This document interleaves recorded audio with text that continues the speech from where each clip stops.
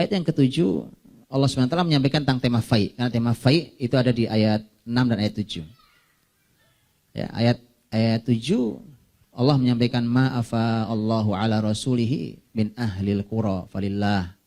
Jadi fai itu milik Allah, Rasulnya, wali Rasul, walidil qurba, ya kerabat-kerabat Nabi SAW. Karena fai milik Nabi SAW ya, serah Nabi baginya. Wal yatama, wal masakin, wabnis sabil, orang-orang anak yatim, miskin, ibnu sabil, kaila yakuna dulatan bainal agniya'i minkum. Agar harta itu tidak hanya berputar di antara orang-orang kaya saja di antara kalian. Bukankah ayat ini, hari ini, kaila yakuna dulatan bainal agniya'i minkum, ayat ini kan sering dibaca oleh para ahli ekonomi syariah hari ini kan? Karena itu salah satu prinsip ekonomi syariah.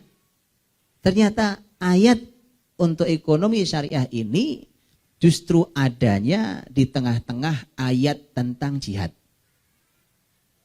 Tentang fight, jihad. Karena itu salah satu solusi ekonomi memang jihad. Salah satu solusi ekonomi syariah itu salah satu solusinya adalah jihad. Antum kalau baca buku Al-Amwal, baik karya Abu Ubaid, karya Abu Yusuf, kitab Al-Amwal, itu ketika dulu para ulama menuliskan tentang keuangan negara, dari mana income-nya, bagaimana mengelolanya, dan seterusnya dengan detail dalam kitab-kitab yang kita tahu itu jadi literatur negara. Hari ini kita abaikan ilmu keuangan itu ya kan. Itu dulu sudah ditulis dari mulai sejak zaman muridnya Imam Abu Hanifah. Itu ketika ditulis itu akan tertulis di sana. Makanya salah satu income negara itu ditulis. Di antaranya ghanimah. Ghanimah fai. Ditulis. Karena ini contohnya. Di Bani Nadir. Bani Nadir ini kan tahun 4 Hijriah tadi saya katakan. 4 Hijriah itu ekonomi masyarakat muhajirin yang sudah tinggal di Madinah, jadi masyarakat asli Mekah yang sudah tinggal di Madinah, itu ekonominya belum membaik, Pak. Belum membaik. Sehingga mereka masih terus mendapatkan subsidi dari saudaranya Ansor yang asli Madinah. Maka begitu dapat faik, Nabi kumpulkan sahabat muhajirin Ansor. Apa kata Nabi? Nabi berkata pada orang-orang Ansor, wahai sahabatku orang-orang Ansor, menurut kalian, bagaimana kalau harta faik ini saya bagikan, padahal itu hak beliau, tapi beliau minta saran. Ini luar biasa Nabi SAW. Bagaimana kalau harta ini saya bagikan sama ke kalian, ke orang-orang muhajirin, juga ke orang-orang Ansor, ke kalian semua. Tapi tetap, karena saya bagikan ke muhajirin, ke Ansor, saya tetap berharap harta kalian yang selama ini dinikmati bersama antara kalian dan sahabat muhajirin tetap diteruskan itu. Atau pilihannya pilihan kedua, faik ini hanya saya bagikan kepada masyarakat muhajirin. Dan setelah ini sudah tidak usah lagi mereka dibantu karena mereka sudah cukup. Kan dua-duanya faik bukan? Solusi ekonomi Pak. Dan ternyata sahabat Ansor mengatakan, lihat apa kalimat mereka. Ini orang yang Allah puji dalam surat Al-Hasyr. Wa yu'thiruna ala anfusihim. Apa kalimat mereka? Kira-kira apa jawabannya Pak? Kan pilihannya bagaimana kalau kita bagi bersama tapi antum tetap nyumbang ya, tetap nyumbang ke orang-orang muhajirin. Atau saya bagi ke orang muhajirin saja, tapi setelah ini sudah, Anda sudah nggak perlu nyumbang lagi. Kalau mau nyumbang itu silakan, tapi sudah tidak perlu lagi karena mereka sudah berkecukupan. Apa jawabannya? Dengan kemuliaan masyarakat Madinah, apa yang terbayang oleh antum jawabannya? Ya Rasulullah, bagikan saja fai ini khusus ke mereka, kami nggak perlu.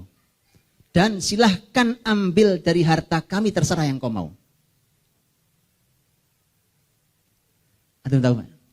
Masyarakat yang begini yang bisa mengalahkan Yahudi. Masyarakat yang rebutan uang, rebutan posisi, lah Pak. Bicara mengalahkan Yahudi, antum mau teriak-teriak sampai kering tenggorokan antum nggak terjadi Pak. Harus perlu masyarakat itu. Makanya, yuk kita lompat di ayat berikutnya. Ayat 8-9 adalah merupakan gambaran bagi Allah menggambarkan inilah masyarakat yang berhasil mengalahkan Yahudi. Lil fuqara'il muhajirin alladzina ukhriju min diyarihim wa amwalihim yabtaguna fadlan minallahi wa ridwana wa yansurunallaha wa rasulah ulaika humus shadiqun. Ini yang pertama. Orang-orang muhajirin yang fakir, yang miskin. Mereka miskin, mereka diusir dari negeri mereka, dari Mekah, diusir juga dari harta mereka. Mereka semua hanya mengharapkan keutamaan dari Allah Subhanahu wa taala, ridho Allah Subhanahu wa taala, dan mereka ingin menolong Allah dan Rasulnya. Dan mereka rela tinggalkan harta mereka untuk Allah dan Rasulnya. Ulaika humus shadiqun, itulah orang-orang yang shadiq. Ini yang imannya benar ini. Lawan Yahudi itu masyarakatnya harus ini, punya iman yang benar. Kalaupun dia orang-orang yang mudah sekali meninggalkan hartanya untuk Allah. Gampang, Pak. Haram ya Pak, saya tinggalkan. Perintah Allah, saya jalani. Bahkan korbannya harus hartanya. Ini bicara tentang kelompok. Allah tunjukkan ini cirinya. Yang kedua, mereka datang tidak punya harta. Ternyata ada saudaranya yang menyambut masyarakat Ansor. Walladzina tabawwa'ud dar wal iman min qablihim yuhibbuna man hajara ilaihim wa la yajiduna fi sudurihim hajatan mimma utu wa yu'thiruna ala anfusihim walau kana bihim khassasah. Wa may yuqa shuhha nafsihi fa ulaika humul muflihun. Orang-orang yang menempati negeri Madinah. Artinya ini sekarang saudaranya yang di Madinah, sebagian mereka punya harta karena mereka menghuni Madinah. Dan mereka menempati iman. Ya, jadi imannya orang-orang Madinah itu besar sekali, Bang. Besar sekali, kan? Karena mereka ternyata bukan hanya menempati negeri, tapi menempati iman. Ya, dan kalimat menempati iman ini sebuah kalimat yang dahsyat karena artinya iman mereka lebih besar daripada orangnya. Kalau kita bahasa kita iman yang masuk dalam diri kita. Kalau diri kita cuma segini gedenya, imannya seberapa saya nggak tahu masuknya. Kalau orang-orang Ansor Allah gambarkan mereka yang tinggal di iman. Pasti namanya tempat tinggal lebih besar daripada yang tinggal. Ini rumah, kamar ini pasti lebih besar daripada yang tinggal di dalam, ya kan? Ya, Allah ingin gambarkan betapa besarnya iman mereka. Sampai mereka lah yang tinggal di dalam iman. Nyebur betul mereka itu. Allah puji dengan iman mereka. Dan itu buktinya terlihat. Ya, yuhibbuna man hajara ilaihim. Mereka mencintai orang-orang yang hijrah ke mereka. Itu saudaranya disambut sini, bahkan tidak kenal. Hubungan kita, hubungan iman, Masya Allah. Di sini kita kenal, kita sama-sama beriman, mereka langsung mencintainya. Yuhibbun man hajarin wala yajiduna fi sudurihim hajatan mimma utu. Ketika mereka memberi, mereka tidak punya sama sekali kepentingan dan ambisi di balik itu. Tidak ada di hati para sahabat Madinah ngasih yang ngasih. Antum perlu ambil. Yang lebih hebat dari itu adalah wa yu'thiruna ala anfusihim walau kana bihim khassasah. Mereka mendahulukan saudaranya dalam urusan dunia, walaupun mereka sendiri memerlukan. Itu dua ciri masyarakat yang bergabung jadi satu. Inilah masyarakat yang pernah mengalahkan Yahudi sampai Yahudi jadi hina.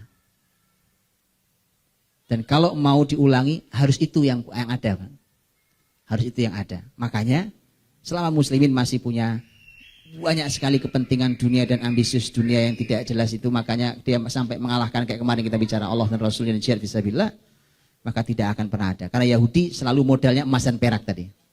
Emas perak dia akan gunakan untuk mengangkat diri mereka, untuk menjatuhkan lawannya dengan menggunakan emas dan perak itu. Terakhir, lebih dirahmati Allah Subhanahu wa taala. Setelah pembahasan tentang Muhajirin dan Ansor, kemudian pembahasan masyarakat yang datang setelahnya, kemudian berbicara tentang orang-orang munafik, dan nanti ditutup dengan tasbih lagi. Orang-orang munafik digambarkan cukup lumayan panjang, Pak, di sini. Bahkan lebih panjang daripada penggambaran tentang Yahudi yang dikalahkan. Yahudi itu pembahasannya di ayat 2 bahas Yahudi. Di ayat 3 bahas tentang Yahudi. Ayat 4 masih bahas Yahudi. Ayat 5 masih kebun Yahudi. Ayat 6 muslimin sudah menang, dapat faid. Nah, ya? Berarti mereka hanya di 1, 2, 3, 4 ayat. Anda lihat orang-orang Yahudi, orang-orang munafik. Orang-orang munafik Allah membahasnya dari mulai ayat 11. 12, 13, 14, 15 sampai ayat 16 dan 17.